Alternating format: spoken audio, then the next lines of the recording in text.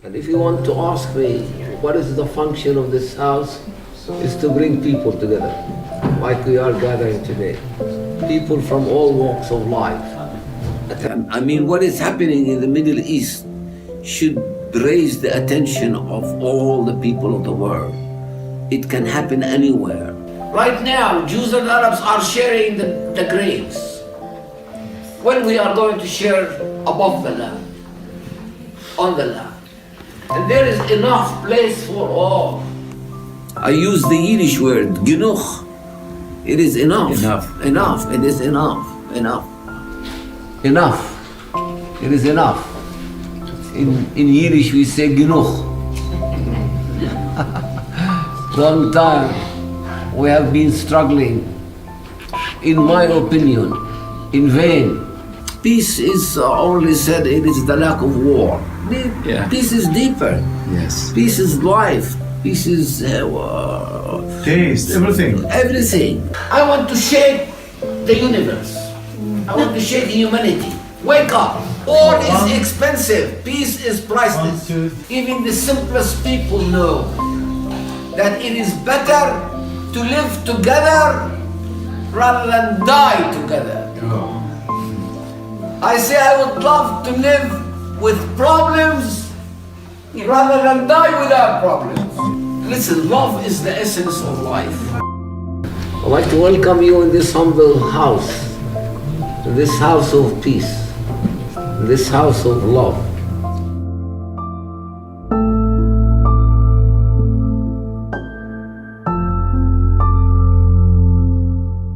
Listen, my life story, I wish that I will settle down to write it down.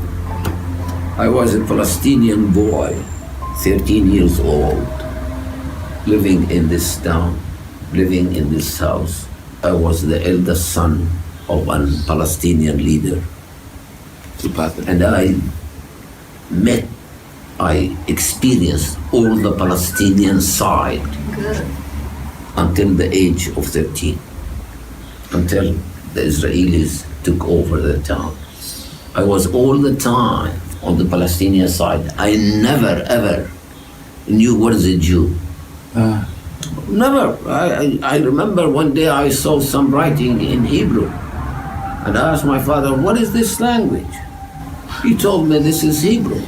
In this room where we are sitting, most of the Palestinian leaders before 1948 met here with my father. When the Israelis took over the town, the Israeli lieutenant who knocked at the door of my father early in the morning came with a unit of Haganah people. Oh, yeah?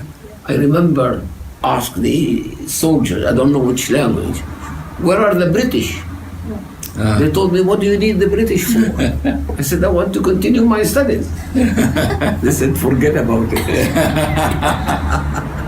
I moved from London University to the Hebrew University, one of the early Arab students.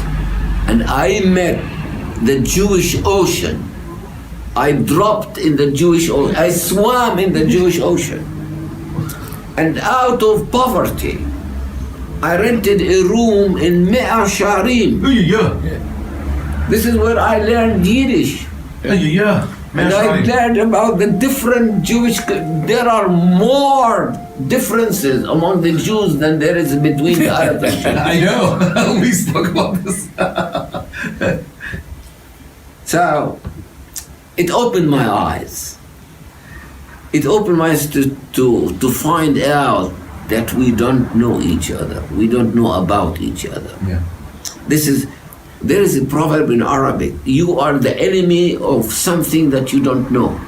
Yeah. As long as we don't know, we are against it. We don't want it, we want it. When you know, it's different. Yes. It is totally different. Yeah.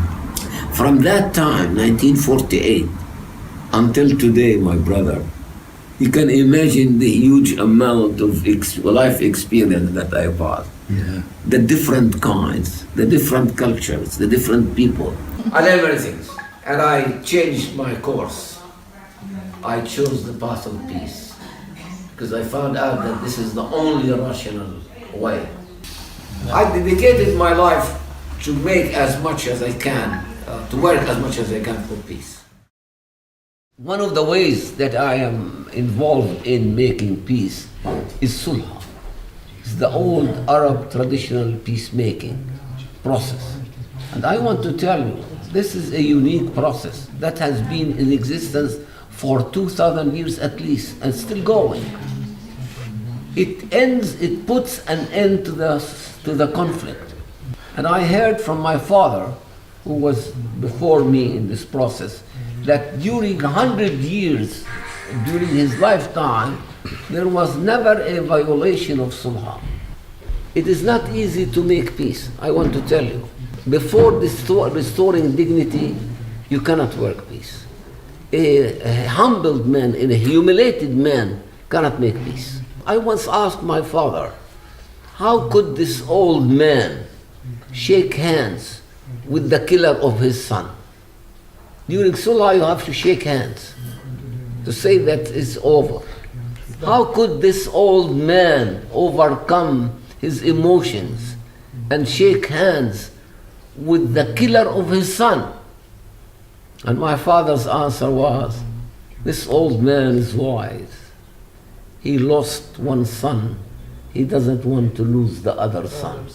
I attended many sulhs with my father, but I never concluded any sulh until he passed away. So after, in 1981, I started the first sulh. And from that time on, I took part in so many sulhs. In the Arab sulh, we believe that the end of every problem is peace. As-sulh Sayyid al-Ahkam. Reconciliation is the master of all judgments. If you imagine that the first story in the Bible, the creation, it still began, the beginning of creation, was a murder case. Cain killed his brother, Abel. Brother, not enemy. There were two brothers only on this earth. Each one has half a planet. What did they quarrel for? I asked many scholars, many rabbis, many clergy, why did they quarrel? What is the reason of their quarrel? What did they do? He said they quarreled over the love of God, over the grace of God. Each wanted the grace of God for himself. So I say, they found a reason. I think we can coexist, but not without problems. I'm aware that coexistence has problems. It is not just, simple as we think of. But I prefer to live with problems rather than to die without problems. Yeah. Problems is not a big problem. Problems are found in order to be solved. And our wisdom is how to solve these problems when they come. There is enough place for all in this small land, tiny piece of land. There is enough place for all, for Arabs and Jews to live together. But they don't want to live together. This is the problem, is how to make them accept living together. The key, the secret of Arab-Jewish-Israeli problem is that when they decide to live together, with difficulties, with problems. Jews and Arabs are angels, they are not angels. If they don't have problems, they were created. And I think they are the good people in the world in creating problems. We are the best at creating problems. There is a proverb in Arabic, in the sulh case, in the reconciliation. You see, we have to kill the problem, not the problem killing us. We have to overcome the problem, not to let the problem overcome us. When we are able to do that, and only great people can do that, overcome the problem. If you kill the other human being, you don't kill the problem. The problem is inherited by his... In my book, The Sulh, I found a piece about Mark Twain, speaking about 100 years killing case and still inheriting. And when they asked him, what did you kill him for? I said, I don't know. So when we come to the understanding that we can overcome problems, we now not to let problems overcome us, then I think it is possible to go on the way of peace. Both peoples do not know enough about the other people. The Jews in Tel Aviv, I don't know how much they are aware of the life of Arab villages in Galilee. Meet each other on every level, psychologically, physically, and so on. I say we need to know each other and to know about each other. It is amazing how ignorant we are, how much we don't know about each other. My point, why don't we dig deep in the ground to find more wisdom, old wisdom? The media is not carrying the real picture. Yeah. It is distorted picture. For example, the Palestinians as terrorists is a distorting picture. They are not like that. Never, ever. And still now, even in the most difficult times, there are some Palestinians working in Tel Aviv. Yes. And some Jews go to Nablus to fix their cars. And when you appreciate peace, when you lack it, who appreciate health? Sick people. We are sick. We are hungry for medicine. And what is the Abrahamic reunion is making, is giving us some medicine. It is not enough. We need more. The cup is empty. But if we add one drop, it gets fuller. The world is dark. If we light one candle, we're not going to eliminate the darkness, but it's going to be less dark. If more will come and add more candles, it will be brighter. If I am not hopeful, what is the alternative? Is it going to get better? If we are going to give up hope, do we think that it's going to get anything better? Hope is the only thing left. So I am adhered to it. I am strongly catching it. Yes, I would like to send a message through you to the whole world and to my brothers and sisters anywhere, and tell them, as of my experience, out of my experience in this life, I found that peace is the only sane thing. Peace is the only beautiful thing that we can have. Peace is the reason of our life.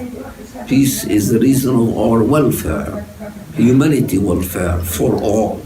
I call people to try peace, to learn peace, to know about peace, to begin thinking, to begin changing the old ideas, the old systems. Let us try to wage peace and not to wage war. It is not enough to make peace. We have to maintain peace. How could we maintain it? How could we keep it? How could we give it to our generations? My opinion about our gathering, that we are handling the torch of peace from one generation to another. The torch of peace must pass from one to another, because we have to live in peace. Your responsibility on the young people is very important. You have to believe that this is wrong. What is done is wrong. It's not only to believe, we have to say it. We need the courage, the brave, to stand up and say, it's wrong. You have to stop. So you have a great responsibility as a younger generation to carry this message, this mission again and again. And hopefully days like these meetings will help you to believe more in the need of peace in our generation. We are going together work for peace and make it in here. Please come back anytime. We are hungry and thirsty for peace. All of us. Continue the good work. God bless you.